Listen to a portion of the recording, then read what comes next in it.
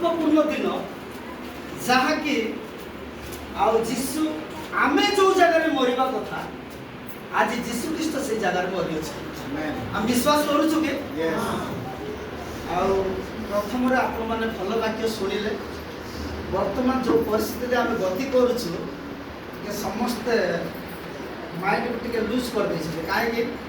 भल वाक्य आसुना भल वाक्य आसो आपण मैंने किसी चिंता करूँ ना प्रभु आम गोटे उत्तम पालक जगैंट शेष समय आम एमती वाक्य शुणा जो वाक्य द्वारा आम समस्ते चंचल हो टे आपण मैंने हसवा आरंभ करूँ कहीं दुखरे बसिले आम कहवा लोक को मत कष्ट लगे केमी भाव आम भाग्य एम देवु आमको समय मिल जाऊँ बड़ कथा मो एत बड़ कथा ये वाक्य मु प्रचार करने योग्य नुहे किंतु बालक महाशय से मत मनोनीत कर वाक्य आपण सम्मुखें रखापी से मो बालक प्रति धन्यवाद ज्ञापन कै प्रथम मुझे सृष्टिकर्ता को धन्यवाद देवा सहित उपस्थित प्रत्येक को मोर आंतरिक नमस्कार ज्ञापन आसतु आम चतुर्थ बाणी देखापी जावा वाक्य दुईटी जगार लेखा जीशुंकर विषय चारोटी सुसमाचार लेखा जाए चारोटी सुसमाचार अर्थात माथ्यू मार्क लुक जॉन ए चारोटी अध्याय रे जीशुंकर जन्म ठारू मरण पर्यंत पुणी मरण ठारू पुनरुत्थान पर्यंत ए वाक्य लेखा जाए तबे चतुर्थ बाणी दुईटी पुस्तक लेखा जाए माथ्यू आउ मार्क अध्याय लेखा जाए माथ्यू पुस्तक रे जो प्रकार लेखा जाए ये जन पढ़ीदेवे दुई जन ठिया हूँ दुई जन दुईटी पुस्तक पढ़ु जड़े माथ्यू पुस्तक पढ़ु आउ जड़े मार्क पुस्तक पढ़ु आउ प्राय 3 घंटा समय जीशु उच्च स्वर रे डाकी कहिले एली एली लामा साबक्तानी अर्थात हे मोहर ईश्वर तुम्हें मते कहीं परित्याग कल। धन्यवाद आप मार्क अध्याय पढ़ी देवे 3 घंटा समय रे जीशु उच्च स्वर रे डाकी कहले एली एली लामा साबक्तानी अर्थात हे मोर परमेश्वर हे मोर ईश्वर तुम्हें मते कहीं परित्याग कल। जीशु उच्च स्वर रे कहले मो मामू वाक्य आरंभ करने थे बालक महाशय गोटे वाक्य प्रचार कले आपण मान सम्मुखें मो सम्मुखें जहन तार 5 अध्याय आम बेथेस्दा समस्त कहवा कि बेथेस्दा समस्त कहतु बेथेस्दार अर्थ मंडलीर किसी आमर मंडलीर कर्मकर्ता मैंने दयाकर मत उत्तर दिंतु बेथेस्दार अर्थ मंडलीर कर्मकर्ता दयाकोरी कहीं कहबेनि मंडलीर कर्मकर्ता कारण आम पालक महाशय आम मध्य बेथेस्दार अर्थ कही आम 100 थर वाक्य पढ़ीचु आज्ञा प्रार्थना आउ के कहे कि बहुत धन्यवाद आ माँ मैंने तो अति ध्यान सहित वाक्य शुणुंट आम बर्तमान दयार गृह अच्छु हालेलुया ए दयार गृह रे आम आनंदर सहित रहिबार आवश्यकता रही से व्यक्ति दयार गृह रे रही मते से दया पाई पार नथिला आम आज दयार गृह रे अच्छु केउ माने दया पाई अच्छु दया पाई आज आम बंचीचु पुणी दयार गृह रे आम आज अच्छु प्रभु को नाम धन्यवाद हो ए दयार गृह को जेतबे जीशु आसुचंती से तांकु दया देखाउछन आ जेतबे स्वर्ग रु परमेश्वर देखिले मनुष्य माने विपद रे पड़ी अछंती मनुष्य माने आ पाप रे पतित होइछंती मनुष्य को के निर्माण कले सदाप्रभु परमेश्वर मनुष्य को निर्माण करने हेतु से अपना मन में कौन कर दुख प्रकाश कर मन में शोक कर समय से देखिले जे जगतर लोक मैंने मृत्यु आड़ को चली जाए समय मध्य परमेश्वर चिंता कले ना मुझे एमती भाव छाड़देले हम ना कौन करने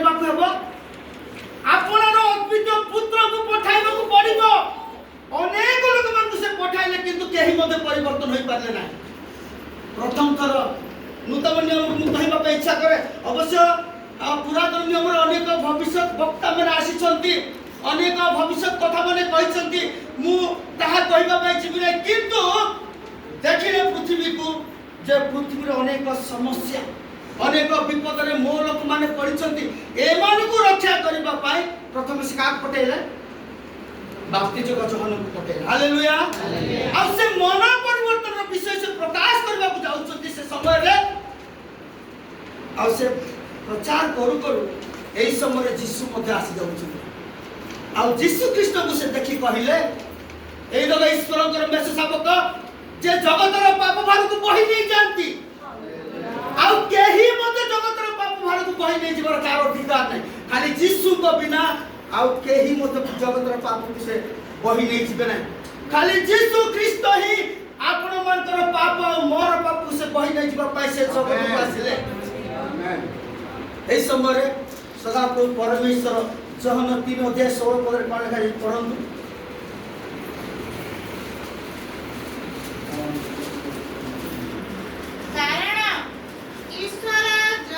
कारण ईश्वर जगत को एडे प्रेम कले केडे बड़ प्रेम आमे केमति प्रेम करछु आउ तार सीमा नै एडे बड़ प्रेम कले तापरे से अपना अद्वितीय पुत्र को से प्रेरण कले जे परि जे केहि ताहा कथारे विश्वास करे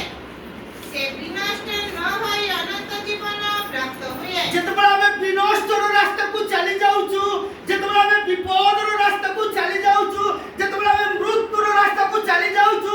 एई समय रे परमेश्वर देखिले जे मोर लोक माने जे विनष्ट हेबा पाई जाउछु एई समय रे परमेश्वर देखिले जे आ मु एमान तो एक प्रकार अवस्था रे मु छाड़ी भी नाही आ एई प्रकार समय रे से आपनार अद्वितीय पुत्र को से जगत को प्रेरण करछि आउ से अद्वितीय पुत्र को जहन जतबे से देखुचंती एई देखो ईश्वरकर मेष शावक ईश्वरकर मेष शावक यीशु ख्रीष्ट तीन तो रूप नै जगत को आसे गोटे होची मनुष्य पुत्र रूप नै आउ गोटे होची ईश्वरकर पुत्र है आउ जने मेष शावक है कि से जगत मध्य को आसे आउ यीशु जानिथिले मु ही जगतर मेष शावक कारण मु ही बलि हेबा को पड़िबो आमान को जतबे जगत रक्षा करबा कहबो से समय यीशु निजे ही मेष हेबा को पड़िला अब क्यों माने उच्च स्वर करी प्रार्थना करंती क्यों माने उच्च स्वर करंती काहे के उच्च स्वर करंती जतबे सातटी बाहिरी भूत से माने यीशु को देखि उच्च स्वर में कहले एई देखो पवित्र व्यक्ति यीशु को भूत माने मते चिन्हुथिले आउ अंध लोक जण को चिन्हिबा पाए बहुत कष्ट किंतु अंध व्यक्ति हे दाऊद संतान यीशु तुमे मते दया कर मु कहिबार अर्थ एहा जो मनकर आखि देखा जाउ नथिला जो माने मृत्यु वरण करथिले जो माने भूत अवस्था रे थिले से माने जे यीशु को चिन्हि पाउछथि आमे काहे कि चिन्हिबा नै जगत लोक माने यीशु को चिन्हि पाले नै आज यीशु क्रूस पर आज क्रूस पर रही से आमान को पाई पुणी पिता को निवेदन करछथि जगत एते एते आश्चर्य कर्म कले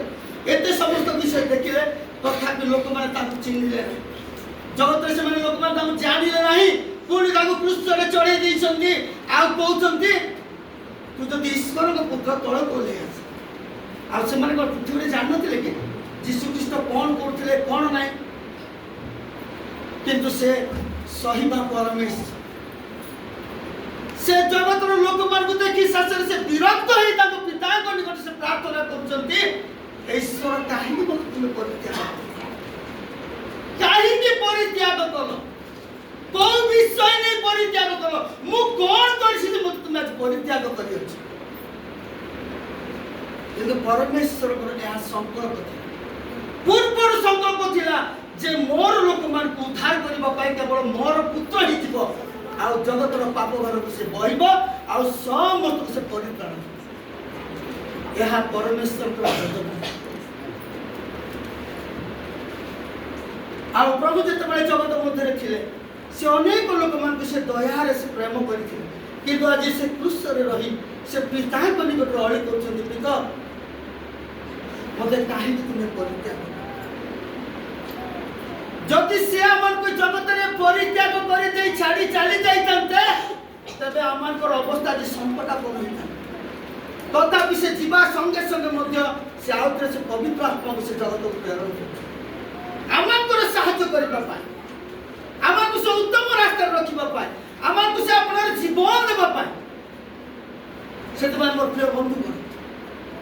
ଆଜି ଯଦି କ୍ରୁଶରେ ଯୀଶୁ ଅଛନ୍ତି ବୋଲି ଆପଣମାନେ ବିଶ୍ୱାସ କରୁଛନ୍ତି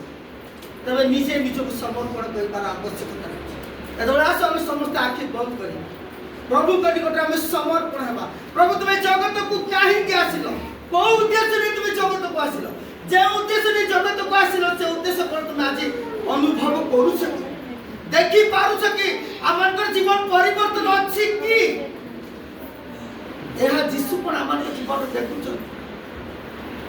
ଆମଙ୍କ ପାଖରେ କ'ଣ ସେ ଆତ୍ମିକତା ଅଛି କି? ଆଜି ଯଦି ଯୀଶୁ କ୍ରୁଶରେ ଅଛନ୍ତି ଆମଙ୍କର ଜୀବନ କାହିଁକି ପରିବର୍ତ୍ତନ ନାହିଁ? ଆମଙ୍କର ମନ କାହିଁକି ଏତେ କଠିନ ହୃଦୟ? ଆଜି ଆମେ କାହିଁକି ଆମଙ୍କର ହୃଦୟକୁ ଆମେ ଭାଙ୍ଗି ପାରୁନାହୁଁ? ପ୍ରଭୁଙ୍କ ନିକଟରେ ଆଜି ଆମେ ସମସ୍ତେ ସମର୍ପଣ ଆମେ ପ୍ରାର୍ଥନା କରିବା, ପ୍ରଭୁ ଆମକୁ ଦୟା କର, ତୁମେ କ୍ରୁଶରେ ଆମଙ୍କ ପାଇଁ ଜୀବନ ଦେଲ। ଯୋଉ ଜାଗାରେ ଆମେ ମରିବା କଥା ଏକ ଅଭିଶପ୍ତର କ୍ରୁଶ ଉପରେ ଯୀଶୁ ଆଜି ହତ ହେଇଛନ୍ତି। କାରଣ ରୋମୀୟମାନଙ୍କର ଏ ପ୍ରକାର ଯୋଜନା ଥିଲା, ଯୋଉମାନେ ଭୁଲ କାମ କରନ୍ତି, ଯୋଉମାନେ ଦୁଷ୍ଟ, ଯୋଉମାନେ ଡକାୟତ, ଯୋଉମାନେ ଚୋର, ଏମାନେ କ୍ରୁଶରେ ହତ ଉଠିଲେ। କିନ୍ତୁ ଆମର ପ୍ରଭୁ ଯୀଶୁ ସେ କେବେ ସେ ଆଜି ପ୍ରକାଶ କରିବା ପାଇଁ ଇଚ୍ଛା କରନ୍ତି। ସେଥିପାଇଁ ଆମେ ନିଜେ ସମସ୍ତେ ଆଜି ସମର୍ପଣ ପ୍ରଭୁଙ୍କ ନିକଟରେ ଆଜି ଆମେ ପ୍ରାର୍ଥନା, ପ୍ରଭୁ ଆମଙ୍କର ପାପକୁ ତୁମେ କ୍ଷମା କରିବା ପାଇଁ ବିଶ୍ୱସ୍ତ ନ୍ୟାୟବାନ ପରମେଶ୍ୱର ତୁମ ନିକଟରେ ଆଜି ଆମେ ସମର୍ପଣ। ପ୍ରଭୁ ତୁମେ ଦୟା କର। ପ୍ରଭୁ ଆମଙ୍କର ଜୀବନ ଆଜି ପରିବର୍ତ୍ତନ ନାହିଁ। ଆଜି ଆମେ ଏକ ଆରେକକୁ ଅନେକ ପ୍ରକାର କଥା କହିଅଛୁ, ଆମଙ୍କ ପାଖରେ କ୍ଷମାର ଗୁଣ ନାହିଁ। ଆମେ ବେଥେସ୍ଦାରେ ଥିଲେ ମଧ୍ୟ ଆମେ ଆଜି ଦୟା ପାଇପାରୁନାହୁଁ। ସେ ଆମଙ୍କ ପାଇଁ ଆଜି ଉଚ୍ଚ ସ୍ୱର କରି କ୍ଷମା ମନେ କରୁ।